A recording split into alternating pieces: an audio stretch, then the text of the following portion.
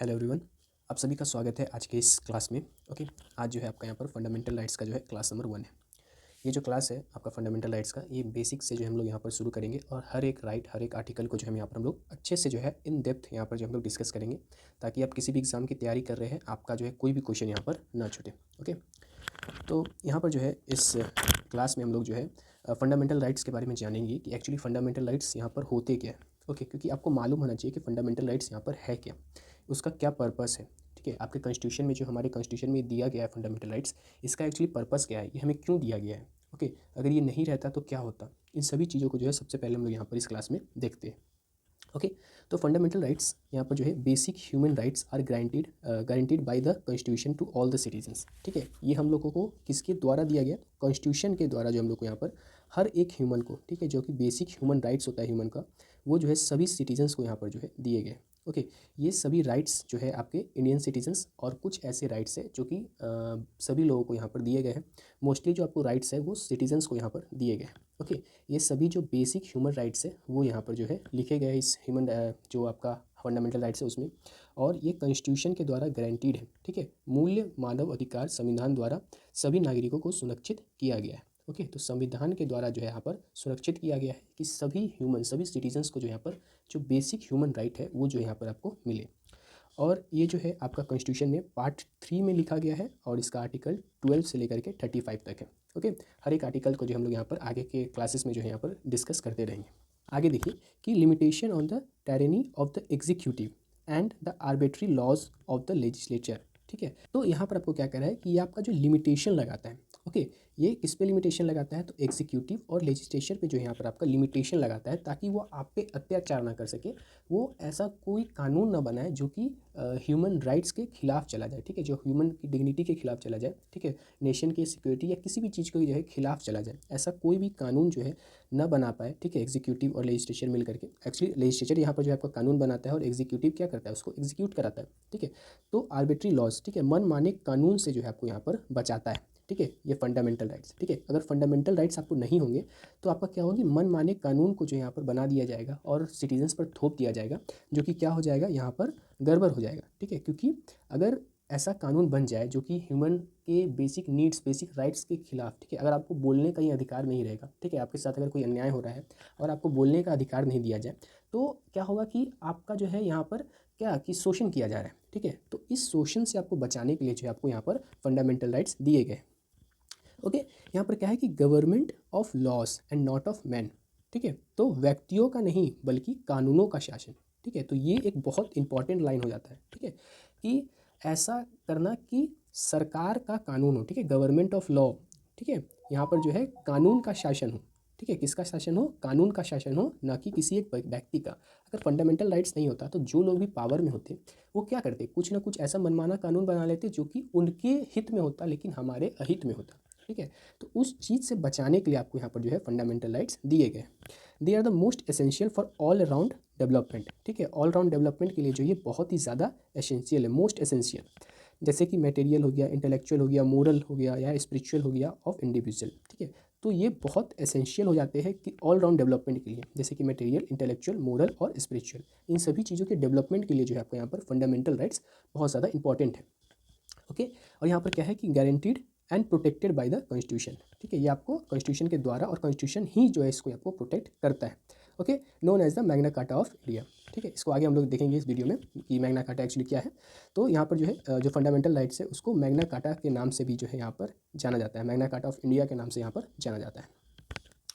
अब देखते हैं कि एक्चुअली ये जो फंडामेंटल राइट्स है इसका पर्पस क्या है। ठीक है, क्यों फंडामेंटल राइट्स आपको कॉन्स्टिट्यूशन में लिखे गए। ओके, तो यहाँ पर जो है फंडामेंटल राइट्स एक्चुअली है क्यों। ठीक है, तो यहाँ पर to protect the individual liberty against the state power.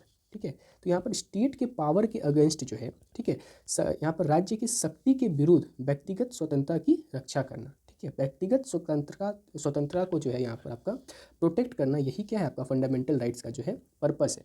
ठीक है, ताकि हर एक इंसान जो है अपने आप में एकदम स्वतंत्र रहे। ठीक है, इस कंट्री में रहने वाला हर एक सिटीजन अपने आप में क्या रहे, स्वतंत्र रहे। ठीक ठीक है, ताकि वो जो भी अपना फैसला ले सके वो मतलब किसी के डर से या किसी कानून के डर से कोई ऐसा नहीं है कि अपने भाव को प्रकट नहीं कर पाए। ठीक है, तो इस चीज़ के लिए जो यहाँ पर फंडामेंटल राइट्स जरूरी हो जाता है।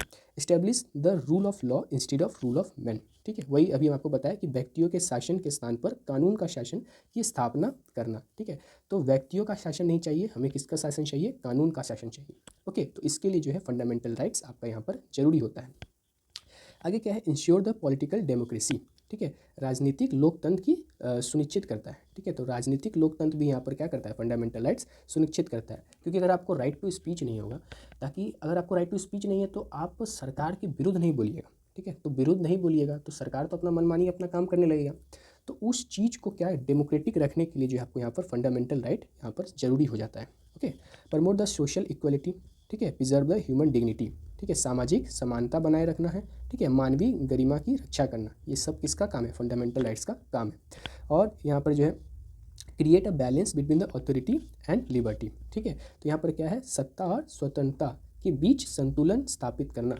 ठीक है, ये जो है आपका फंडामेंटल राइट्स का यहाँ पर क्या है? एक पर्पस है। ओके, तो अथॉरिटी और लिबर्टी दोनों के बीच में क्या करना है? एक बैलेंस को क्रिएट करना, यही जो है आपका फंडामेंटल राइट का पर्पस है। तो ये कुछ ऐसा पर्पस है जो कि फंडामेंटल राइट फुलफिल करता है, इसीलिए जो है ये आपके कॉन्स्टिट्यूशन में दिया गया है। ओके, क्योंकि ये सभी चीज़ें क्या है? आपके लिए बहुत ज़्यादा यहाँ पर इंपॉर्टेंट है। ओके, और ये वाला तो हम आपको पिछले स्लाइड में समझा दिए। ओके, अब यहाँ पर क्या है कि without fundamental rights the constitution would be merely a document of governance, not a charter of freedom. ठीक है, मौलिक अधिकार के बिना संविधान केवल शासन का एक दस्तावेज होता, स्वतंत्रता का घोषणा पत्र नहीं। ठीक है, तो अगर यहाँ पर फंडामेंटल राइट्स नहीं होते तो जो हमारा कॉन्स्टिट्यूशन है वो क्या होता? बस एक केवल शासन का दस्तावेज होता, ना कि स्वतंत्रता का घोषणा पत्र। ठीक है, तो ये जो लाइन है ये बहुत ज़्यादा इंपॉर्टेंट आपके लिए यहाँ पर हो जाता है। ओके, अगला देखिए यहाँ पर कि आगे अब क्या है कि nature and feature of fundamental rights. ठीक है, कि यहाँ पर फंडामेंटल राइट्स का नेचर या फीचर मतलब जो सैलेंट फीचर होता है वो आपका क्या है? सबसे पहला तो गारंटीड बाय द कॉन्स्टिट्यूशन, ये अभी तक हम लोग देख चुके हैं 2-3 बार कि ये कॉन्स्टिट्यूशन के द्वारा जो है आपको यहाँ पर सुनिश्चित किया गया है। ओके, जस्टिसेबल है। ओके, तो अगर आपका कोई भी मौलिक अधिकार, कोई भी फंडामेंटल राइट अगर आपका हनन होता है, ठीक है, कोई मतलब आपके साथ मतलब इक्वालिटी आपका जो स्टेट है, ठीक है, स्टेट का डिफिनीशन आगे हम लोग पढ़ेंगे कि एक्चुअली स्टेट क्या होता है। तो स्टेट जो है आपका यहाँ पर वो अगर आपके खिलाफ कोई इनइक्वालिटी करता है, ठीक है, तो यहाँ पर जो है आप डायरेक्टली क्या कर सकते हैं कि आप सुप्रीम कोर्ट जा सकते हैं अंडर आर्टिकल 32 और हाई कोर्ट जा सकते हैं अंडर आर्टिकल 226। ठीक है, तो यहाँ पर क्या है कि आपको दिया गया है जो कि आपका आर्टिकल नंबर 32 कॉन्स्टिट्यूशनल रेमेडी आपका एक फंडामेंटल राइट भी है। तो आपको यहाँ पर क्या दिया गया है कि आपको अगर आपका कोई भी फंडामेंटल राइट आपका जो है हनन हो रहा है, ठीक है, तो आप जो है उसके खिलाफ डायरेक्टली सुप्रीम कोर्ट में जा सकते हैं। ओके, ऐसा कोई भी केस नहीं है जिसके लिए आप डायरेक्टली सुप्रीम कोर्ट में जा सकते हैं, बट फंडामेंटल राइट अगर आपका वायलेट होता है तो आप डायरेक्टली क्या कर सकते हैं? अंडर आर्टिकल 32 आप डायरेक्टली जो है सुप्रीम कोर्ट में यहाँ पर अपील कर सकते हैं। ओके, तो सुप्रीम कोर्ट में अपील आप आर्टिकल 32 से होगा और यहाँ पर जो है आर्टिकल 226 से आप जो है हाई कोर्ट में भी यहाँ पर जो है अपील कर सकते हैं। आगे क्या है? Not absolute but qualified. ऐसा नहीं है कि आपका फंडामेंटल राइट पूरा तरीका से एब्सोल्यूट है, इसको कभी भी ख़त्म नहीं किया जा सकता है। ठीक है, कुछ रीजनेबल रिस्ट्रिक्शंस जो है आपको यहाँ पर लगाया जा सकता है। मतलब क्या है कि अगर आपको राइट टू फ्रीडम है, मतलब कहीं पर भी आपको जाने का आज़ादी है। ओके, इस देश भर में अगर आपको कहीं पर जाने का आज़ादी है, ठीक है, जो कि आपका आर्टिकल 19 में लिखा गया है, तो इसका मतलब ये नहीं है कि आप जो है पीओके वाले रीजन में चले जाइएगा, आप कोई ऐसे रीजन में चले जाइएगा जो कि बहुत ज़्यादा खतरनाक है। ठीक है, तो आप उस रीजन में यहाँ पर नहीं जा सकते। ठीक है, वहाँ पर जो है आपको रिस्ट्रिक्शन लगाया गया। ठीक है, यहाँ पर जो है रीजनेबल रिस्ट्रिक्शन जो है लगाया जा सकता है। पूरे देश भर में आप घूमने के लिए आज़ाद है, लेकिन कुछ ऐसे जगह है जो जिसको सिक्योरिटी की वजह से आपको नहीं जाने दिया जा सकता है। ठीक है, तो ये सब जो है रीजनेबल रिस्ट्रिक्शंस के अंदर यहाँ पर आते हैं।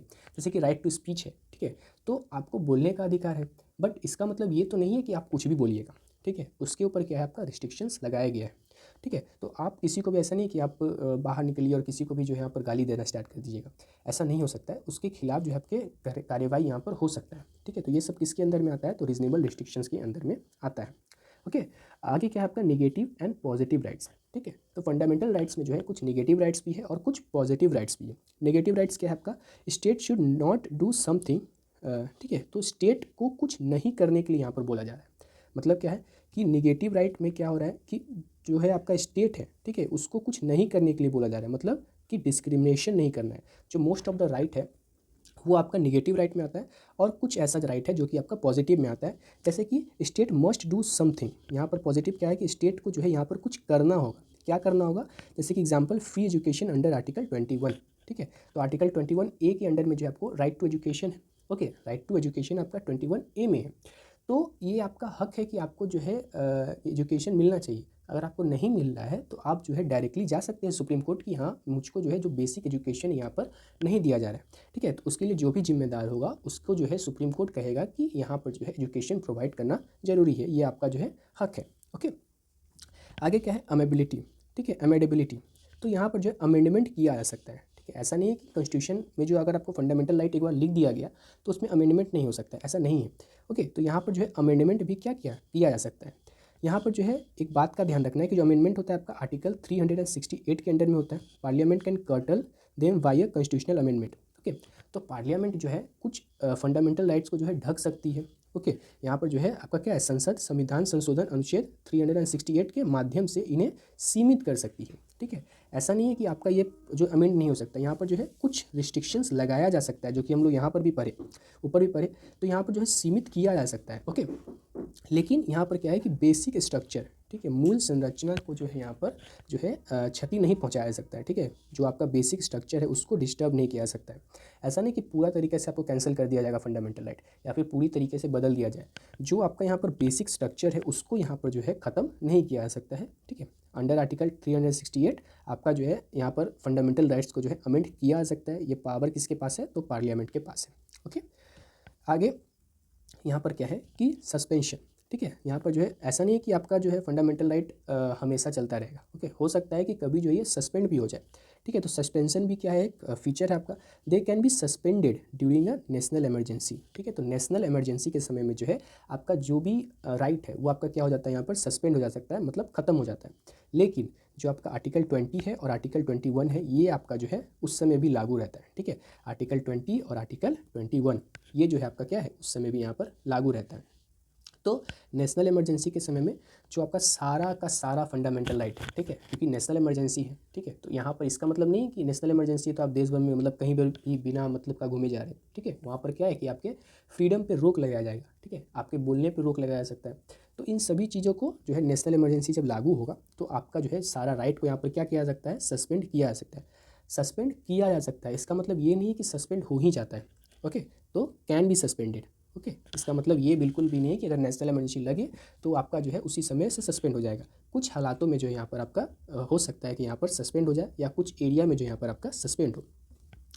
आगे जो है आपका यहाँ पर available against the arbitrary actions of the state, ठीक है। मनमाने एक्शंस के जो है खिलाफ ये आपका अवेलेबल है। And also some available against the action of private individual.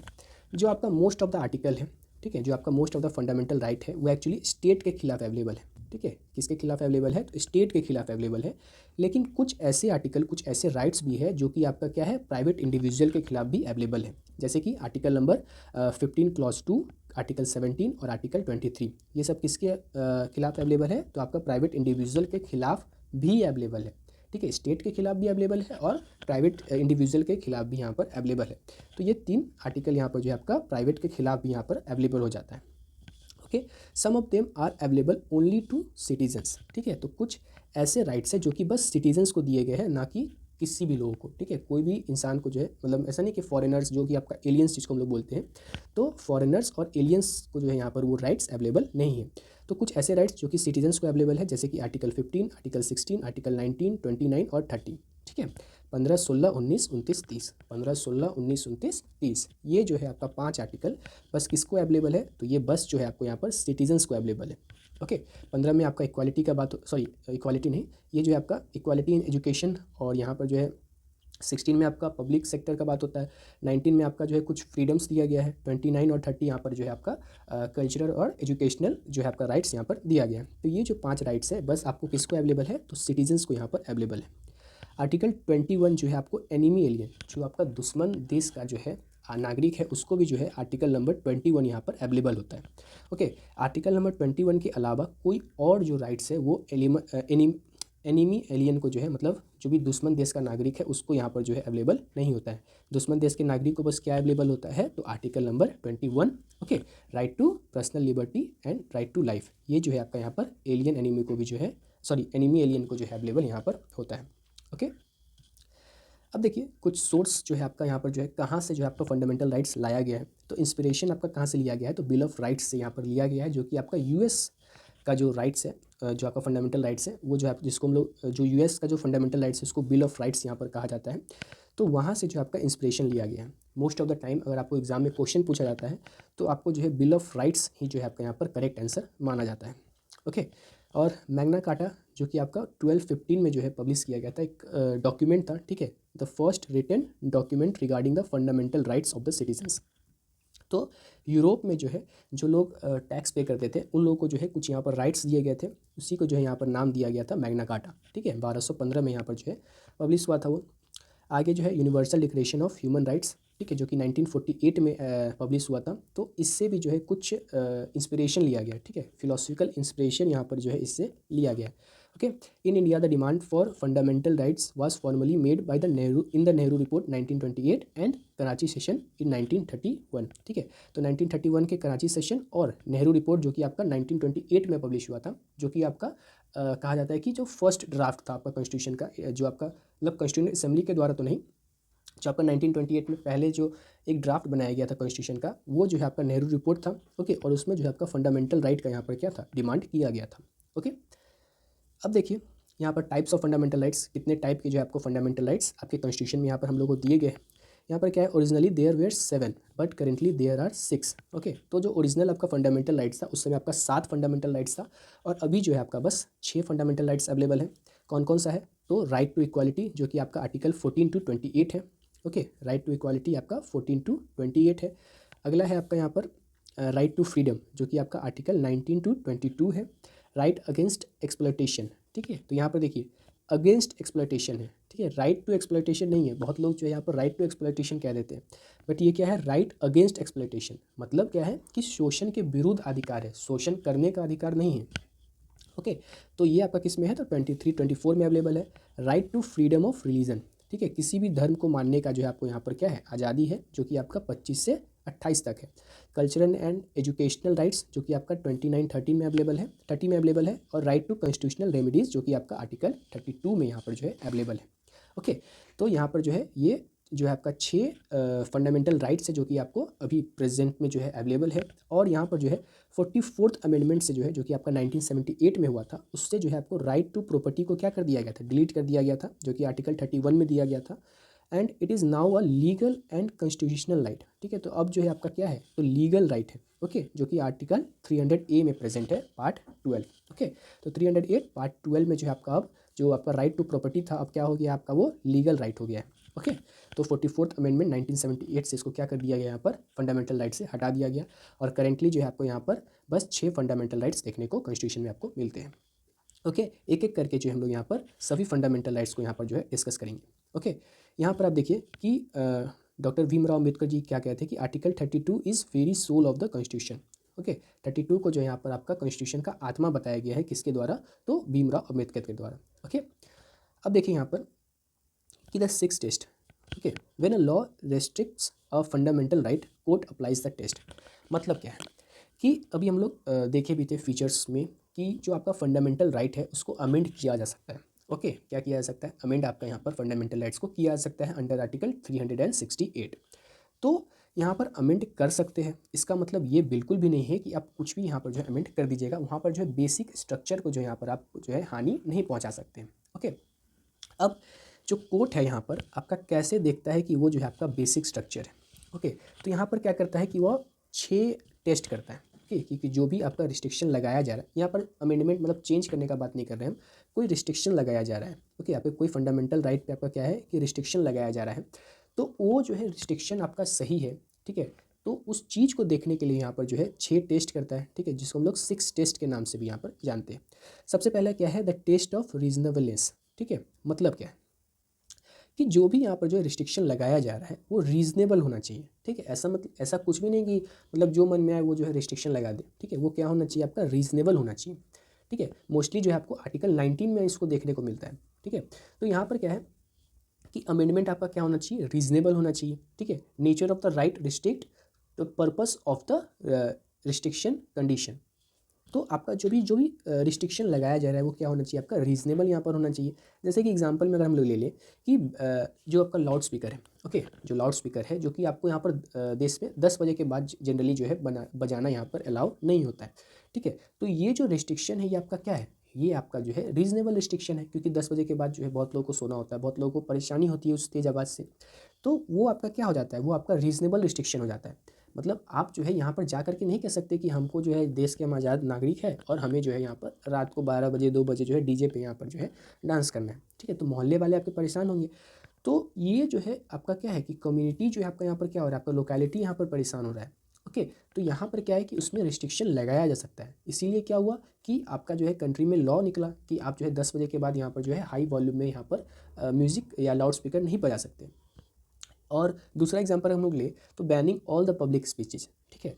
तो अगर गवर्नमेंट कहे कि नहीं हमको जो है देश में सभी लोगों का क्या करना चाहिए, परमानेंट जो है आपका यहाँ पर जो पब्लिक स्पीच है, ठीक है, परमानेंट पब्लिक स्पीच मतलब जो भाषण होता है या फिर आपको कहीं पर बोलने का अधिकार होता है, कोई स्पीच आप दे रहे हैं, ठीक है। तो उस चीज़ पे अगर आपका गवर्नमेंट कहे कि नहीं इस चीज़ पे यहाँ पर रोक लगा देना है, तो वो क्या हो जाएगा, आपका अनरीजनेबल हो जाएगा, ठीक है। लाउड स्पीकर बंद किया वो तो आपका रीजनेबल है, लेकिन आपका जो पब्लिक स्पीकिंग है उसी पे अगर रोक लगा दिया जाए तो वो क्या हो जाएगा, वो अनरीजनेबल हो जाएगा। अच्छा, पब्लिक स्पीकिंग पे भी अगर टेम्प्रोरी रोक लगाया जाए, जैसे कि कोई दंगा हो रहा है, ठीक है, उस समय अगर आप दंगा भड़काने का काम कर रहे हो तो उस समय क्या है, या फिर आपके बोलने से कोई दंगा भड़क सकता है, ठीक है, तो उस समय क्या किया जा सकता है कि वहाँ पर रिस्ट्रिक्शन लगाया जा सकता है। लेकिन परमानेंटली तो रिस्ट्रिक्शन नहीं लगाया जा सकता है, तो वो क्या हो जाएगा, आपका अनरीजनेबल हो जाएगा, ओके। अगला जो टेस्ट होता है वो क्या होता है, आपका पब्लिक इंटरेस्ट का होता है, ठीक है। पब्लिक इंटरेस्ट मतलब क्या है कि जो आपका रिस्ट्रिक्शन लगाया जा रहा है पार्लियामेंट के द्वारा वो क्या होना चाहिए, पब्लिक के इंटरेस्ट में होना चाहिए, ना कि गवर्नमेंट के इंटरेस्ट में, ठीक है। ऐसा नहीं होना चाहिए कि गवर्नमेंट जो है अपने फ़ायदे के लिए वो रिस्ट्रिक्शन लगा रहे हैं, वो किसके इंटरेस्ट में होना चाहिए, पब्लिक के फ़ायदा के लिए होना चाहिए, ओके। जैसे कि यहाँ पर एग्जाम्पल हो सकता है कि जैसे कि कोरोना आया था आपका, ठीक है, तो वो एपिडेमिक था, उस समय जो है आपका कहीं पर आना जाना बेमतलब का क्या हो गया था, रुक गया था। आपको जो है लॉकडाउन लगा था, आपको मूवमेंट यहाँ पर क्या हो रहा था, रुक रहा था, मतलब रोक दिया गया था, ख़त्म कर दिया था, कहता कि आप जो है एक शहर से दूसरे शहर नहीं जा सकते हैं, आप घर से बाहर भी मतलब कि नहीं निकल सकते हैं। तो वो आपका क्या था, वो पब्लिक इंटरेस्ट में था, ठीक है, वो पब्लिक के लोकहित में था, ठीक है, लोकहित था, ठीक है। मतलब क्या है कि पब्लिक के फ़ायदे के लिए वो रिस्ट्रिक्शन लगाया गया था, ना कि सरकार के फ़ायदे के लिए। लेकिन अगर सरकार कहे कि आप जो है गवर्नमेंट को क्रिटिसाइज़ ही नहीं कर सकते हो, ओके, तो सरकार अब क्या कह रहा है कि भाई आप जो है गवर्नमेंट को क्रिटिसाइज़ नहीं कर सकते हो, हमको जो करना है हम अपना करेंगे, आप हमको नहीं बताइएगा कि हमको क्या करना है। मतलब आप क्रिटिसाइज़ आप यहाँ पर आप नहीं कर सकते। तो वो क्या है, वो गवर्नमेंट अपने लिए बना रहा है पॉलिसी, ना कि पब्लिक इंटरेस्ट में, ओके। तो ये यहाँ पर क्या हो जाएगा, ये गलत हो जाएगा, ओके। लेकिन एपिडेमिक के समय में जो आपको लॉकडाउन लगाया गया वो आपका क्या था, वो करेक्ट था, वो पब्लिक के फ़ायदे के लिए लगाया गया था, वो तो वहाँ पर जो है वो जो रिस्ट्रिक्शन है यहाँ पर आपका क्या हो जाएगा, एकदम सही हो जाएगा। अगला टेस्ट आपका क्या है, द टेस्ट ऑफ प्रोपोर्शनैलिटी। अब इसमें क्या है आपका कि यहाँ पर आपका जो है कोर्ट देखता है कि जो आपका रिस्ट्रिक्शन लगाया जा रहा है, ठीक है, जो आपका रिस्ट्रिक्शन लगाया जा रहा है वो यहाँ पर जो है सही भी है कि नहीं।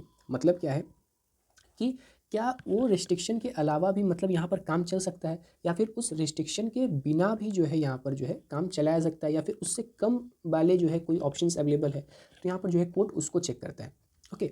मतलब क्या है कि कोई ऐसा पनिशमेंट दे दिया जाए, ठीक है, द पनिशमेंट और the restriction must be not be heavier than necessary. मतलब क्या है कि जो आपका पनिशमेंट या फिर जो रिस्ट्रिक्शन लगाया जा रहा है क्या वो ज़्यादा तो नहीं लगाया जा रहा है, इस चीज़ को जो यहाँ पर कोर्ट देखता है। जैसे कि एग्जांपल यहाँ पर क्या हो जाएगा कि जो आपका इलीगल वेबसाइट्स है, ठीक है, तो इलीगल वेबसाइट पे आपका क्या कर सकता है, यहाँ पर पार्लियामेंट जो है रिस्ट्रिक्ट कर सकता है कि इन वेबसाइट पे जो है आपको नहीं जाना है, ओके। तो ये जो है आपका सही है, ये रिस्ट्रिक्शन एकदम सही है, तो कोर्ट बोलेगा कि हाँ ये चीज़ तो सही है। लेकिन अगर आप पार्लियामेंट कहे कि नहीं आज के बाद जो है आपका सारा का सारा इंटरनेट को ही क्या कर देना है, बंद कर देना है, मतलब किसी को भी जो है यहाँ पर इंटरनेट चलाने का अधिकार नहीं, अब जो है बंद करो, कोई सोशल मीडिया ऐप यहाँ पर नहीं होगा। तो क्या ये चीज़ सही है, बिल्कुल भी नहीं सही है। तो यहाँ पर जो है कोर्ट क्या कहे कि भाई ये तो गलत हो गया। जैसे कि नेपाल में भी हुआ, ओके। तो नेपाल में क्या हुआ कि आपका सारा सोशल मीडिया ऐप को यहाँ पर क्या कर दिया गया, बैन कर दिया गया। तो वहाँ पर क्या हो गया आपका जो है राइट्स छिड़ा, ठीक है। तो यहाँ पर जिसको हम लोग जेनजी प्रोटेस्ट के नाम से जाने, तो यहाँ पर क्या है कि आप बेफिजूल का कोई काम नहीं कर सकते, ठीक है। यहाँ पर बेफिजूल का कोई काम नहीं कर सकते या फिर कोई ऐसा काम नहीं कर सकते जो बहुत ज़्यादा ही हो जाए। इलीगल वेबसाइट आप बैन कर रहे हो वहाँ तक तो ठीक है, कोई ऐसा चीज़ बैन करो जो कि सिक्योरिटी के खिलाफ जा रहा हो, ठीक है। कोई ऐसा वेबसाइट हो जहाँ पर एंटी नेशनल कोई काम हो रहा हो, तो उस चीज़ को बैन करना वो तो सही है। लेकिन आप पूरा का पूरा इंटरनेट को ही अगर आप बंद कर दोगे तो यहाँ पर आपका क्या हो जाएगा, ये चीज़ जो है आपका यहाँ पर गलत हो जाएगा। ओके, तो इस चीज़ को यहाँ पर टेस्ट किया जाता है। अगला टेस्ट होता है आपका नॉन आर्बिट्रेशन, ठीक है। तो यहाँ पर जो है अब देखा जाता है कि कोर्ट के द्वारा कि जो भी आपका रिस्ट्रिक्शन लगाया जा रहा है, ठीक है, वो मन माना तो नहीं है, ठीक है। मन मानेपन के अभाव की परीक्षा, तो मन माना तो नहीं है, इस चीज़ को जो है आप यहाँ पर कोर्ट देखता है। अब देखिए यहाँ पर इस चीज़ को आप कैसे देखते हैं, जैसे कि जो भी आपका जो है यहाँ पर रिस्ट्रिक्शन लगाया जा रहा है, ठीक है, जो भी यहाँ पर रिस्ट्रिक्शन लगाया जा रहा है वो क्या होना चाहिए, फेयर एंड जस्ट होना चाहिए, ठीक है। मोरली यहाँ पर क्या होना चाहिए, करेक्ट होना चाहिए। तो उसके पीछे जो है एकदम सॉलिड रीज़न होना चाहिए, ठीक है। ऐसा नहीं है कि मन माने मतलब जो मन में आ रहा है वो जो है यहाँ पर लॉ बना रहे हैं, ठीक है, मन माना कोई कानून बना दिए और यहाँ पर जो है रिस्ट्रिक्शन लगा दिए, ऐसा जो है बिल्कुल भी नहीं कर सकते हैं आप। जैसे कि इसका एग्जांपल हो सकता है कि आप कोई ऐसा लॉ निकाल दिए, पार्लियामेंट ऐसा कोई लॉ निकाल दिया कि जहाँ पर जो है बिना कुछ बताए, बिना कोई रीज़न के जो है यहाँ पर किसी को भी अरेस्ट कर लेना, तो वो आपका क्या हो जाएगा, वो आपका मनमाना कानून हो जाएगा, ठीक है। अगर आपका जो है यहाँ पर पार्लियामेंट कोई भी पावर दे दिया किसी भी अथॉरिटी को कि बिना मतलब कोई मतलब बेमतलब का कोई फिजूल का पावर दे दिया जिसका उसको ज़रूरत नहीं, या बहुत ज़्यादा ही पावर दे दिया, तो वो चीज़ क्या हो जाएगा, वो चीज़ यहाँ पर मनमाना हो जा रहा है, ठीक है। तो उस चीज़ को यहाँ पर चेक करता है कोर्ट कि जो भी आपका रिस्ट्रिक्शन लगाया जा रहा है वो मोरली करेक्ट होना चाहिए, फेयर और जस्ट होना चाहिए, ठीक है। कोई एक सॉलिड रीज़न होना चाहिए उसके पीछे, तब जा करके जो है वो आपका रिस्ट्रिक्शन करेक्ट माना जाएगा, नहीं तो वो अनकॉन्स्टिट्यूशनल माना जाएगा। ओके, अब अगला क्या है आपका यहाँ पर the test of due process. Okay, तो ड्यू प्रोसेस को चेक करता है यहाँ पर कोर्ट कि क्या जो वो आपका रिस्ट्रिक्शन लगाया जा रहा है क्या वो फेयर एंड जस्ट है, ठीक है, वो मोरली करेक्ट है, ठीक है। ऐसा तो नहीं है कि वो मतलब बेमतलब का जो है आपका मतलब जो इंसान है उसके खिलाफ जो है आपका यहाँ पर जा रहा है, ठीक है, उसके राइट्स के खिलाफ जा रहा है। तो यहाँ पर जो है कोर्ट इस चीज़ को देखता है, मतलब क्या है कि जो भी यहाँ पर न्याय हो, ठीक है, जो भी यहाँ पर जो है जस्टिस हो वो क्या होना चाहिए, एकदम फेयर होना चाहिए, एकदम करेक्ट होना चाहिए, ठीक है। ऐसा नहीं है कि किसी एक चीज़ का फ़ायदा हो रहा है और दूसरे लोगों का यहाँ पर क्या हो रहा है, नुकसान हो जा रहा है। जैसे कि एग्जांपल क्या हो सकता है यहाँ पर आपका डिटेंशन विदाउट हियरिंग, ठीक है, विदाउट हियरिंग आपका क्या कर लिया, पुलिस जो आपको डिटेन कर लिया, तो ये चीज़ क्या होगा, आपका ड्यू प्रोसेस को क्या कर रहा है, वॉलेट कर रहा है। ओके, या फिर लॉ मेड विदाउट सेफगार्ड, ठीक है, कोई भी चीज़ को बिना ध्यान में रखे ही जो है कोई भी कानून को बना देना, ठीक है, तो वो चीज़ यहाँ पर क्या आपका जो है ड्यू प्रोसेस को क्या करता है, वॉलेट करता है, वो अनकॉन्स्टिट्यूशनल हो जाता है। यहाँ पर जो है पोस्ट मेनका गांधी केस जो आपको यहाँ पर देखने को ये मिलता है ड्यू प्रोसेस का, जो कि आपका आर्टिकल 21 से रिलेटेड था, ठीक है, जो आपका ए गोपालन केस 1950 में हुआ था। तो वहाँ पर क्या हुआ था कि सुप्रीम कोर्ट जो है आपका यहाँ पर आर्टिकल 21 का जो है बहुत नैरोअर व्यू लिया था, ठीक है। तो वहाँ पर जो है आपका पार्लियामेंट का पक्ष ले लिया था। लेकिन जो आपका मेनका गांधी वाला केस हुआ उसमें 1978 में, तो वहाँ पर क्या हुआ कि वाइडर व्यू लिया आपका यहाँ पर आर्टिकल 21 का, ठीक है। और उसके बाद जो है आपको बोला यहाँ पर कि जो आपका आर्टिकल 14 है, आर्टिकल 19 है और जो आपका आर्टिकल 21 है, ये तीनों आर्टिकल क्या है आपका कनेक्टेड है, ठीक है, आपका क्या है यहाँ पर कनेक्टेड है। तो ये तीनों आर्टिकल यहाँ पर क्या है, कनेक्टेड है। आप किसी एक चीज़ पे लगा रहे हो ना, तो आपको दो और चीज़ को यहाँ पर ध्यान में रखना होगा। ओके, तो यहाँ पर जो है आपका ड्यू प्रोसेस जो आपका पोस्ट मेनका गांधी केस हुआ, ठीक है, मेनका गांधी के केस के बाद जो है आपका कोर्ट बोला कि ये तीनों जो है आपको अलग अलग नहीं देखना है, ये तीनों को जो आपको एक साथ देखना है। किसी एक चीज़ पे अगर आप रोक लगा रहे हो तो आपका दो और चीज़ जो यहाँ पर आपका नुकसान नहीं पहुँचना चाहिए, ठीक है, नुकसान नहीं होना चाहिए। तो ये तीनों जो है आपका यहाँ पर क्या है, कनेक्टेड है। ओके, ये जो है आपका मेनका गांधी केस के बाद जो यहाँ पर आपको देखने को मिलता है। अगला जो टेस्ट होता है आपका यहाँ पर टेस्ट ऑफ नेक्सस, ठीक है, reasonable connection between law and objective, ठीक है। मतलब क्या है कि जो आपका लॉ बनाया जा रहा है, ठीक है, जो भी आपका लॉ बनाया जा रहा है वो सभी ग्रुप्स को देखते हुए बनाया जा रहा है। मतलब क्या है यहाँ पर उसको समझिए कि मान लीजिए कि इसका एग्जांपल आप मान लीजिए कि कोई टैक्स लगाया जाता है, ठीक है, हायर टैक्स लगाया जाता है आपका लग्जरी कार पर, ठीक है। तो वो जो है आपका क्या है कि वो आपका चलिए सही है, ठीक है, कि लग्जरी कार से तो अमीर लोग अफोर्ड कर रहे होंगे। ओके, तो अमीर लोग हैं तो वहाँ पर ज़्यादा खर्चा करें तो उनसे कुछ ज़्यादा पैसा आप ले करके जो है आप यहाँ पर अलग चीज़ अलग जो आपका हित में है, किसी कंट्री के हित में जो है आप वहाँ पर खर्च कर सकते हो। तो वो चीज़ आपका क्या होगा, आपका एकदम करेक्ट हो जाएगा। लेकिन यहाँ पर अगर आप टैक्स लगा दो कि बस रेड कार पर हम टैक्स लगाएंगे, ओके, जो आपका रेड कार है बस उसी पे हम टैक्स लगाएंगे, तो ये आपका क्या थोड़ा सा अनफेयर हो जाएगा, ठीक है। ये जो आपका क्या हो जाएगा, क्लासिफिकेशन तो मतलब गड़बड़ हो जाएगा। या फिर इसको दूसरे तरीके से आप मानिए कि जो लोग आपका मतलब छोटे हाइट के, ठीक है, जो आपका 5 फीट से नीचे वाले हाइट के, उनके लिए जो है आप यहाँ पर अलग कानून बना दीजिए, और 5 फीट से ऊपर वाले को जो है लिए जो है आप यहाँ पर आप अलग कानून बना दीजिए। तो ये जो चीज़ है आपका यहाँ पर, वो चीज़ क्या हो रहा है यहाँ पर, गलत हो रहा है। आपका क्लासिफिकेशन क्या है आपका यहाँ पर, गलत हो रहा है। तो यहाँ पर टेस्ट ऑफ नेक्सस में देखा जाता है कि जो आपका पार्लियामेंट क्लासिफिकेशन कर रहा है, ठीक है, जो अलग अलग ग्रुप को ट्रीट कर रहा है, वो सही कर भी रहा है कि नहीं कर रहा है। ठीक है, ऐसा नहीं कि तो छोटा आदमी के लिए अलग रूल और बड़े आदमी के लिए, मतलब लंबे आदमी के लिए अलग रूल, ऐसा नहीं हो सकता है। गोरे आदमी के लिए आप अलग रूल बना रहे हो, काले आदमी के लिए आप अलग रूल बना रहे हो। ये जो क्लासिफिकेशन है आपका इलॉजिकल है। ठीक है, आपका जो क्लासिफिकेशन होना चाहिए वो क्या होना चाहिए, एकदम लॉजिकल होना चाहिए। मतलब क्या हो सकता है कि जो आपको हम कार वाला एग्जांपल दिए, ठीक है, तो लग्जरी कार पे आप टैक्स लगा रहे हो, वो तो चलो चला है, ठीक है, लेकिन ऐसा नहीं कि बस आप रेड कार पर जो है टैक्स लगा रहे हो, तो वो चीज़ आपका क्या हो जाएगा, आपका क्लासिफिकेशन एकदम इलॉजिकल है कि लाल कार पे आपको क्यों टैक्स लगाना है। ठीक है, तो वो आपका क्या हो जाएगा, जो आपका क्लासिफिकेशन है वहाँ पर क्या हो जाएगा, इलॉजिकल। तो टेस्ट ऑफ नेक्सस में जो हम लोग यहाँ पर क्या देखते हैं कि जो आपका क्लासिफिकेशन वो क्या होना चाहिए, एकदम करेक्ट होना चाहिए। ठीक है, रैशनल नेक्सस होना चाहिए।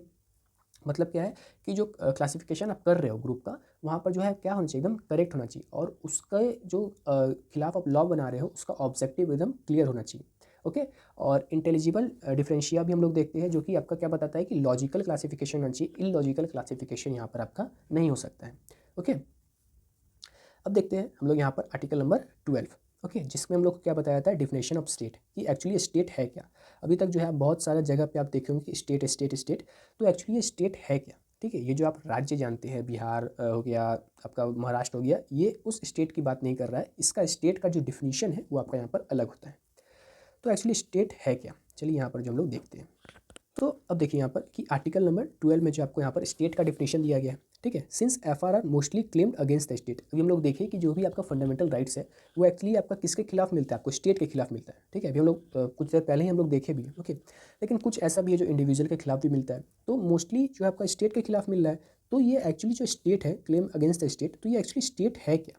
तो स्टेट आपका क्या है, the government and parliament of India. ठीक है, government and parliament of India, executive and legislative.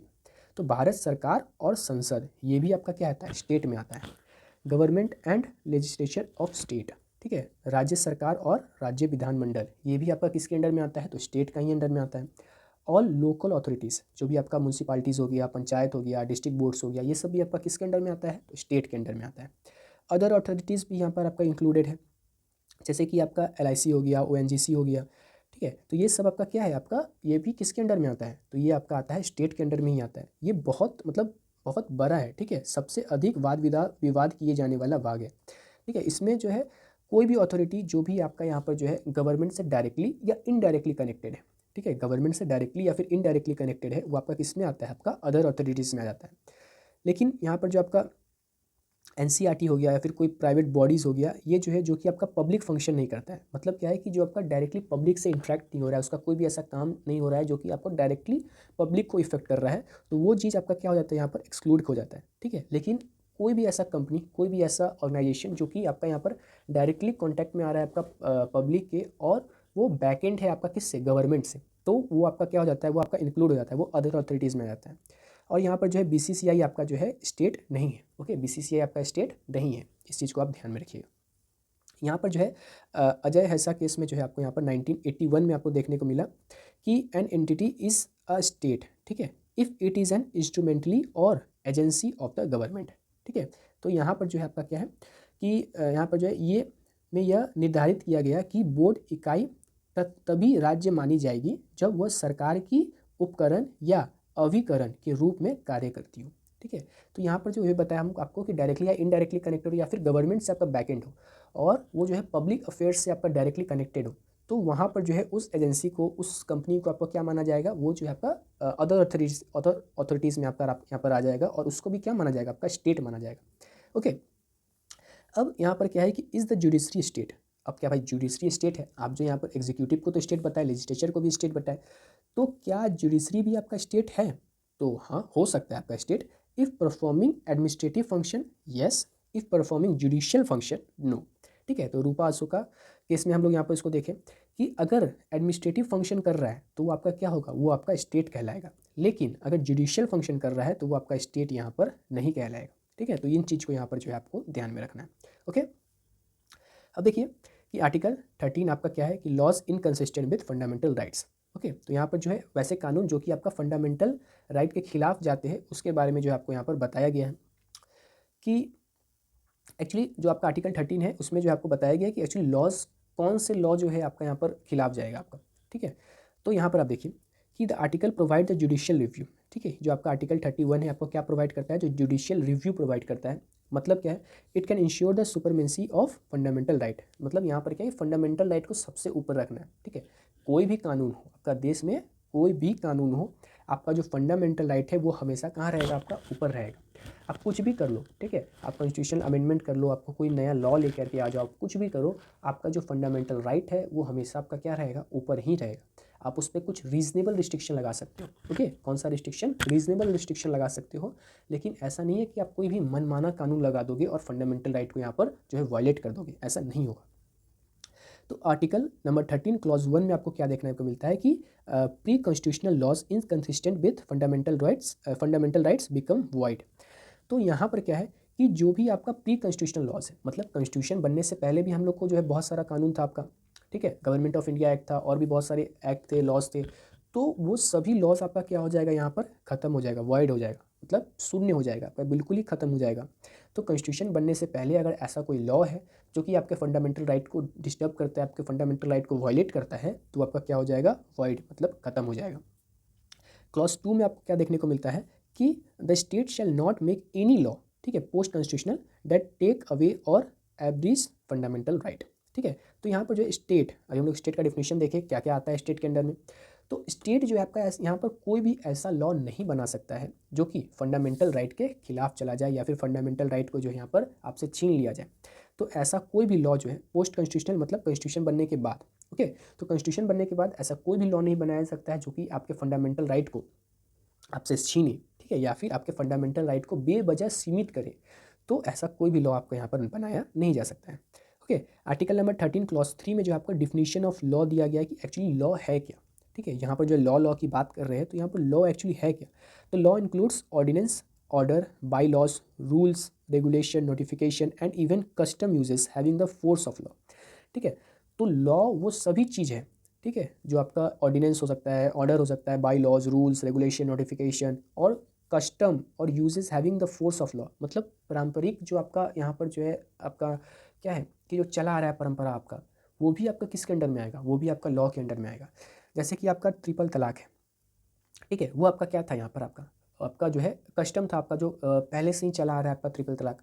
लेकिन यहाँ पर क्या कर दिया गया, उसको ख़त्म कर दिया गया। लेकिन यहाँ पर ख़त्म क्यों किया गया, तो उस चीज़ को एक्चुअली हम लोग आगे देखेंगे, ठीक है। यहाँ पर जो है कस्टम का हम लोग बात कर रहे हैं, तो कस्टम मतलब पारंपरिक कोई भी ऐसा लॉ, ठीक है, कोई भी धर्म में हो या फिर कोई भी समुदाय में हो, ऐसा कोई भी लॉ जो कि आपके फंडामेंटल राइट को वायलेट कर रहा हो, तो उसके लिए जो है आप यहाँ पर कोर्ट में जा सकते हैं, ठीक है। आपको जो है वहाँ पर जुडिशियल रिव्यू वहाँ पर देखने को मिलेगा आर्टिकल 32 के अंडर में, ओके। अब आर्टिकल 13 क्लॉज 4 में क्या है कि इसको जो है 24th अमेंडमेंट से यहाँ पर ऐड किया गया था 1971 में। It clarifies that article 13 does not apply to the constitutional amendment. तो यहाँ पर क्या हुआ कि 24th अमेंडमेंट किया गया आपका पार्लियामेंट के द्वारा 1971 में। तो यहाँ पर बोला गया कि जो भी आपका यहाँ पर आर्टिकल 31 है, ठीक है, और यहाँ पर अगर हम लोग कॉन्स्टिट्यूशनल अमेंडमेंट करेंगे, ठीक है, कोई भी संविधान में कोई भी अमेंडमेंट यहाँ पर किया जाएगा, तो उस पर जो है आपका यहाँ पर आर्टिकल 13 अप्लाई नहीं होगा, ठीक है। यहाँ पर आर्टिकल 13 अप्लाई नहीं होगा, मतलब अगर वो चीज़ वायलेट भी कर रहा होगा आपका यहाँ पर आपके फंडामेंटल राइट्स को, तो वो जो है आपका यहाँ पर क्या होगा, वो चीज़ को जो है आप चैलेंज नहीं कर सकते हो, ठीक है। तो उसके बाद यहाँ पर जो है आपका केशवानंदा भारती केस हुआ आपका, ठीक है। तो वहाँ पर क्या हुआ कि उसमें सुप्रीम कोर्ट बोला कि that rule that even an amendment can be challenged if it violets the basic structure, ठीक है। अभी हम लोग स्टार्टिंग में भी देखे थे कि अमेंडमेंट से जो आपका बेसिक स्ट्रक्चर को वायलेट नहीं कर सकता है पार्लियामेंट, ठीक है। तो ये जो है आपका यहाँ पर केशवानंदा भारती केस में आपको देखने को मिला 1973 में। 1971 में तो आपका पार्लियामेंट जो है अमेंडमेंट लेकर के आ गया कि जो भी आपका कॉन्स्टिट्यूशनल अमेंडमेंट है, ठीक है, जो भी आपका यहाँ पर कॉन्स्टिट्यूशनल अमेंडमेंट है उसको जो है लॉ ही कंसीडर नहीं किया गया। और अगर लॉ ही कंसीडर आपका नहीं करेगा तो आपका 13 जो है अप्लाई ही नहीं होगा। तो मतलब अगर वो फंडामेंटल राइट के खिलाफ भी जा रहा होगा तो उसको जो है वॉइड नहीं किया जाएगा, ठीक है, वॉइड ख़त्म नहीं किया जा सकता है क्योंकि वो तो लॉ है ही नहीं, और आर्टिकल 13 तो आपका लॉ पे ही बात करता है।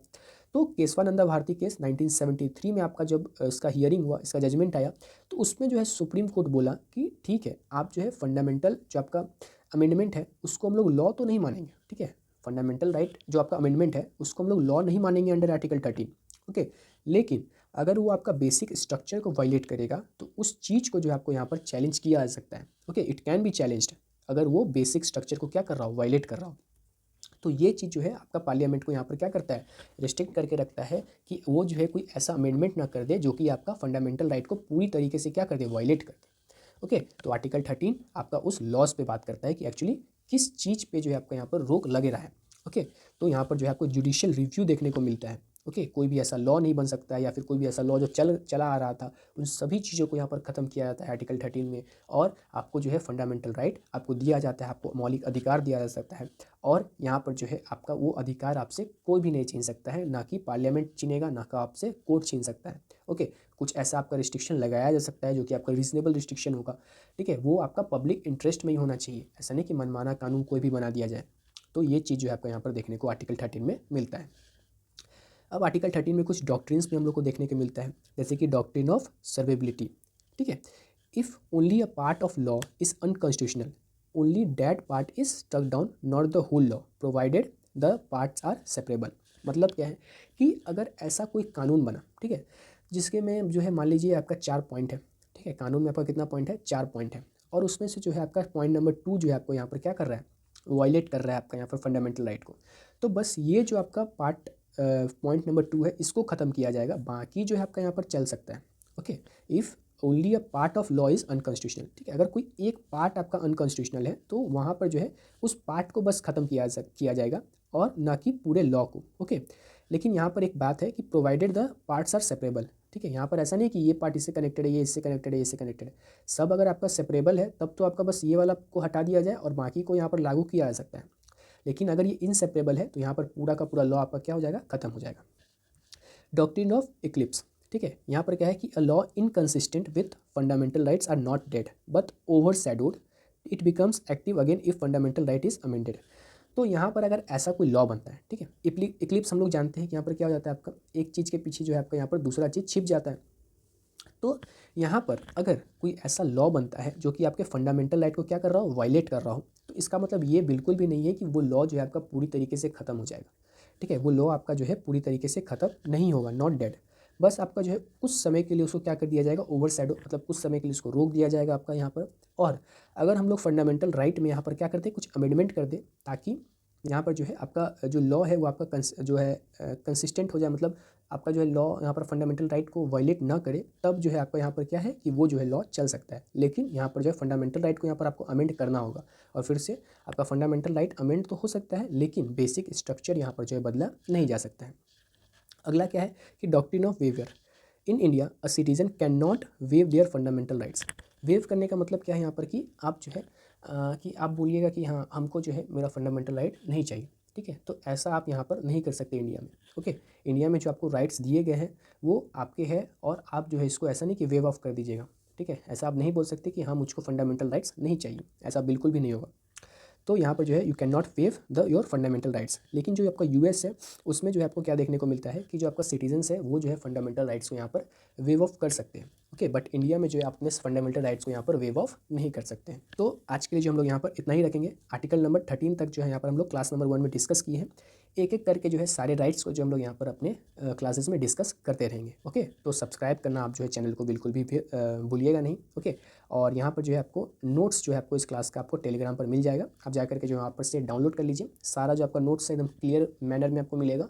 ओके, और जो भी आपको हम पढ़ाए आई होप आपको अच्छे से समझ में आया हो, और अगर आपको कोई प्रॉब्लम हुआ तो कमेंट में ज़रूर आप यहाँ पर जो है बता सकते हैं। ओके, तो मिलते हैं हम लोग यहाँ पर अपने अगले क्लास में।